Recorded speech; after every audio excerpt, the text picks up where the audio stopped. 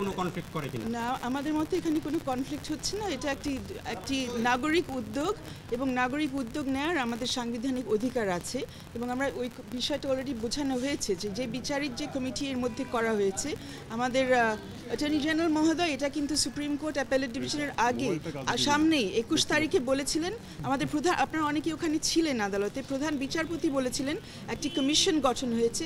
আমাদের attorney general ওখানে উঠে বলেছেন এটা কমিশন না, এটা কমিটি। এর পরবর্তীতে আমরা খবরে যা পাচ্ছি এই কমিটি থেকে বলা হয়েছে যে তারা 6টি ঘটনা তারা তদন্ত করবেন।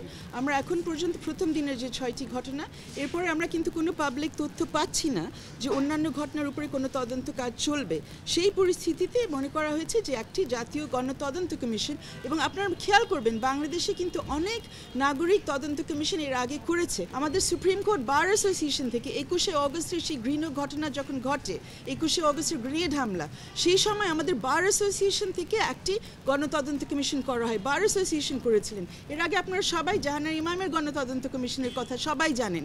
মাঝখানে আরও অনেকগুলো হয়েছে। সাম্প্রদায়িক হামলা যখন হয় 2001-এর নির্বাচনের পরে যখন সাম্প্রদায়িক হামলা বিভিন্ন জায়গা হয়, আমরা অনেকে সেই তদন্ত কমিশনের সাথেও জড়িত ছিলাম, তদন্তকারী হিসেবে, আইনজীবী হিসেবে, স্বেচ্ছাশ্রম দেওয়ার জন্য। সো তদন্ত কমিশন, গণতদন্ত কমিশন করার অজস্র উদাহরণ আমাদের স্বাধীন বাংলাদেশে আছে। কোনোদিন বলা হয়নি যে নাগরিকরা তাদের মতো তদন্ত করবে না। আমরা কোনোদিন বলিনি যে তদন্ত কমিশনের কাজটা, এখনও বলছি না এটা বিচারের উপরে কোনো হস্তক্ষেপ করবে। তদন্ত করা হবে, একটি প্রতিবেদন পেশ করা হবে, যদি সেটার ভিত্তিতে বিচারিক কোনো ব্যবস্থা নেওয়া হবে, যদি সেটা ফেলে দেওয়া হয় বঙ্গোপসাগরে ফেলে দেওয়া হবে, সেটা তো রাষ্ট্রের ব্যাপার। কি হবে? খামেরা তো দাগ হয় কিভাবে? এই যে ভাবি, দাগও যাবে রাগও যাবে, নিন চাকা সুপার হোয়াইট। আমি প্রথমে বলি যে আমার মনে হয় আমরা সবাই বেশ দুঃখিত যে এখানে বিভিন্ন ধরনের ব্যক্তিগত আক্রমণ আমাদের শুনতে হয়েছে আদালতের মধ্যে। আমরা সবাই এখানে এসেছি প্রথমত নাগরিক হিসেবে, দ্বিতীয়ত এই আদালতের আইনজীবী হিসেবে। আমরা সবাই সংবিধানের প্রতি শ্রদ্ধাশীল, শুধু মৌলিক অধিকারের ক্ষেত্রে না, আপনাদের জন্যও এটা প্রযোজ্য। আমাদের 21 ধারা সংবিধানে যেখানে বলা আছে আমাদের সবার উপরে কর্তব্য রয়েছে যাতে আমাদের সংবিধান ঠিকমতো প্রয়োগ করা হয়। এই দায়িত্ব নিয়ে আমরা এখানে এসেছি, আর কোনো কিছু করার জন্য না। তো আমার মনে হয় আমাদের উপরে যেসব অনেক নোংরা কথা কোর্টের ভিতরে বলা হয়েছে। আরও একটা জিনিস আপনাদেরকে একটু বলতে চাচ্ছি, আজকে শুধু একটি আদালত না, অনেকগুলো আদালত আজকে চলার কথা ছিল। অনেকগুলো আদালতে শুধু আমরা যারা প্রাইভেট লয়ার আমরা থাকি না, অ্যাটর্নি জেনারেল অফিসার বিভিন্নজন থাকে, assistant attorney general, deputy attorney general, ওনাদের দায়িত্ব হচ্ছে রাষ্ট্রের কাজ করা। ওনাদের নির্ধারিত কোর্টে না থেকে সবাই কেন এই বেঞ্চের মধ্যে ছিলেন?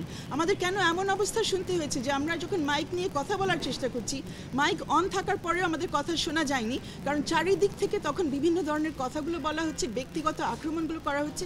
এই পরিবেশ কেন কোর্টের মধ্যে রাখা হবে? যারা এই পরিবেশ তৈরি করছেন ওনারা কোর্টের উপর আস্থা রাখছেন কিনা সেটাই আমাদের প্রশ্ন। আমরা গেছি আমাদের একটি পিটিশন নিয়ে, আমাদের কিছু বক্তব্য রাখার জন্য, সংবিধান হাতে নিয়ে। আমরা আর কিছু করতে এখানে আসিনি, এটা পরিষ্কার করলাম। আর আপনি যেটা সংখ্যার বিষয়টা বললেন, আপনার প্রথম প্রশ্ন ছিল যে কয়জন এর মধ্যে গুলিবিদ্ধ হয়েছে, কয়জন পুলিশের গুলির মাধ্যমে নিহত হয়েছে এবং সংখ্যা কী।